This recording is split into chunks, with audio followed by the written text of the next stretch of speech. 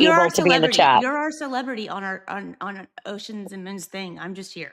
Just bitching Well, first about of how I all, feel. let's back up a second because Moons is gone. I think she's taking a break. I think she may have a place in Florida, like a Proctor residence. I'm not quite sure. I don't know if it's Sounds midtime. nice. I don't know what's going on. So because I haven't heard back from her, I texted her and she was going to come on and I haven't heard back. So she's very, very, very upset and pissed off about all this stuff. Not about you, just about everything that's happening. So I just She want said to know she- in the beginning today with Valhalla and the emails, I was trying to get, I missed the part of how this all started. Like he contacted you. What happened there?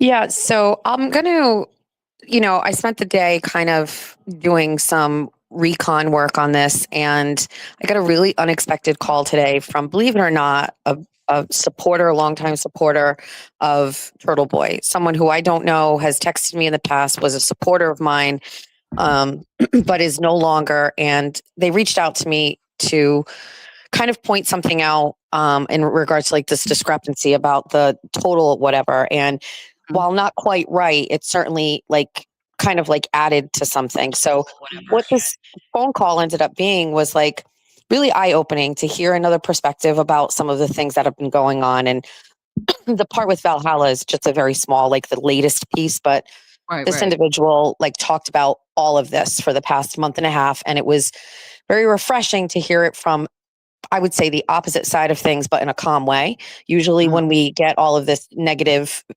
feedback, it's coming in an angry way with lots of insults. And this individual was not like that. So I will say it was a very eye-opening experience. And I think I'm going to take her advice to just succinctly tomorrow kind of point out some things that some people are missing. The absence of being on Twitter really leaves things open for interpretation. And it is important to kind of close up some of those things. I will just say, Valhalla messaged me last week and it was just, hey, I've got a question about this donation. And I responded to him feeling a little pressure, and very quickly I responded to him, this is what happened. This is what I did. I read it back again. It wasn't really clear because I did say cash at one point, but then I did say I did it online, and I can see he was looking for a clarification. I also quickly threw a number out there that I thought was correct. It wasn't the right number, so I can see why he's confused with that. But then he came back and asked again, and it was during, I think, yesterday's show or the stream before. I didn't respond to him, but I addressed it online, and I was like, there's just some, like, let me clear this up or whatever. And I think the best way to say it is, I think he, as much as people want to give him a hard time, I do believe he means well. He's a veteran himself. And as stated to me earlier today from the Veterans Agency, $10 to anybody, nobody really cares about, but $10 to a Veterans Agency gets a lot of scrutiny for all the right reasons. And so I 100% could have done this whole thing very differently. As I said, and I'll talk about a little bit tomorrow, but we're not going to dwell on it. Just talking it up to inexperience isn't really going to cut it for people. This is really about not prioritizing things that should be prioritized. Making things more transparent when it came to this should have been a priority. That weird feeling I had about not being able to overcome fucking up the members only stream, right? Where I like didn't know whose stuff went with who. And then like, it was just like staring at me in the face and I couldn't attack it. I couldn't overcome it. I've been there. I have to own that. It's not necessarily laziness. It was just like, what is stopping me from doing these things? You know what I mean? And I have to take responsibility for that. But at the time, those things seemed like it only affected me. But now, after today, I'm realizing this is a really big deal. It's impacting the Veterans Agency. These people are calling. I have to own all of that. Going and telling everybody, listen, I had a repo and I sucked with money and I had bad credit. That's great. You know what I mean? And those things are personal and I overshare. But things that involve fans, customers, or people that pay for things, I have to prioritize.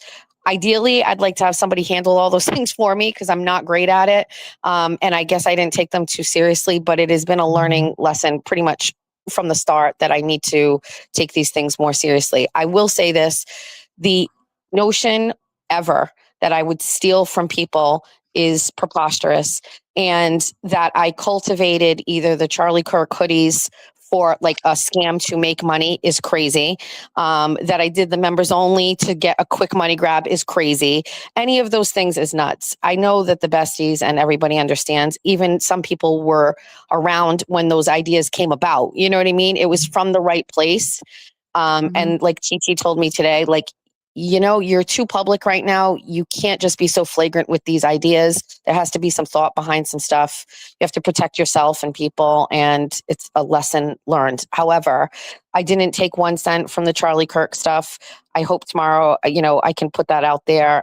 Like, for example, this person pointed out that at one point, some of the hats were not $25. So that little screenshot of that Excel sheet, the numbers weren't even right there. You know what I mean? So it was really great find by this person. I appreciated that. But sometimes when you start like going back and clawing at things and being like, let me defend myself here, it ends up looking like a mess, which is why I got off Twitter. So I get some good advice. I think I have to own some things. And it's this piece I said, and I don't want to take up your time. This is a small thing that's like today, but we've gone through a whole month of like little mini disasters and fires that we've had to try to put out, and they'll still be there. But there's some things that need to be discussed. I need to own some things that happened. And I plan on doing that tomorrow, not to make a big deal out of it, but I'm seeing some things, and I felt some things for a while, but it's not because of this. It's just, it's getting exhausting. And, I watched your chat prior to when Arkansas Bestie was saying, we love Jess, and everybody's being defensive. I don't want that for people. I don't want people to feel like they've got to do that. It shouldn't be like the most important part of these live streams. You know what I mean? It's not about that. I thought Bunny After Dark going away was the right thing because I felt I didn't want to be on camera. I didn't want people making fun of my body or my weight. I didn't want to do stupid, funny skits and people like take hours to make fun of it. So I was like, maybe it's time to just get rid of it. And the feedback I got today was like, that was actually the best stuff. That was better than what's going on 24 right now. And I made a mistake getting rid of it. You know what I mean? Because I thought it was like just too much and it was